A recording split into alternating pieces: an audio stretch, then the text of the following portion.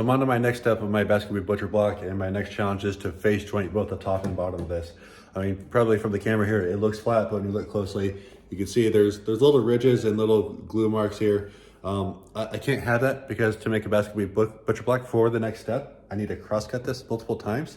Take each cross cut piece, flip it 90 degrees, and glue those together side by side. So in other words, the top surface here and the surface on the bottom are the glue surfaces of the next step. So I need those surfaces jointed and flat in order for this board to be stable and well constructed. My main challenge here is I need to use a thickness planer because this is 12.5 inches wide.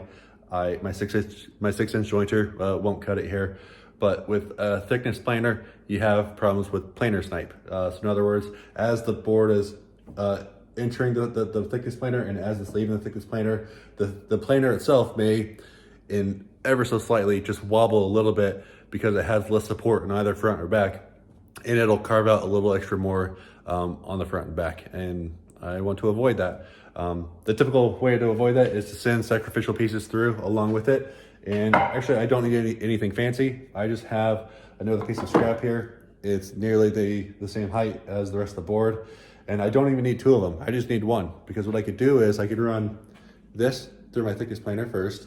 So here comes a scrap piece, follow it immediately with the board that I'm having. That way there's no wobble as the board's entering the thickness planer. And then I can grab this scrap piece and put it back in again a second time in the very end. And that way there's no wobble as the board is leaving the thickness planer. And that will allow me to effectively face joint both the top of this and the bottom of this without any planer snipe, and allow me to proceed to the next steps of this basket weave butcher block.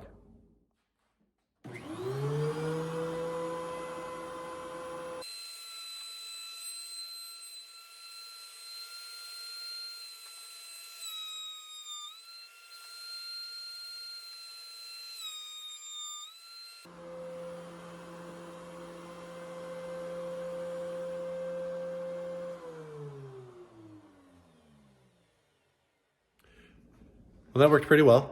Have a close look here. This is very smooth. I know it's hard to see on camera, but the glue smudges are gone. The ridges are gone. That looks gorgeous. Walnut and purple heart. Really like the combination.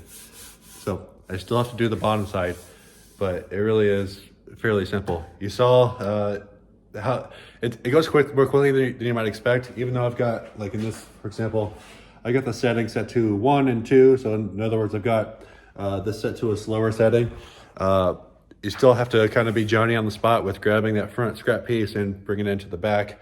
So just be aware of that. If that's too much pressure for you, feel free to grab another scrap piece. But I just had one perfectly sized scrap piece. I was like, you know what? I'm just going to use this. No need to make a second one and waste another piece of wood.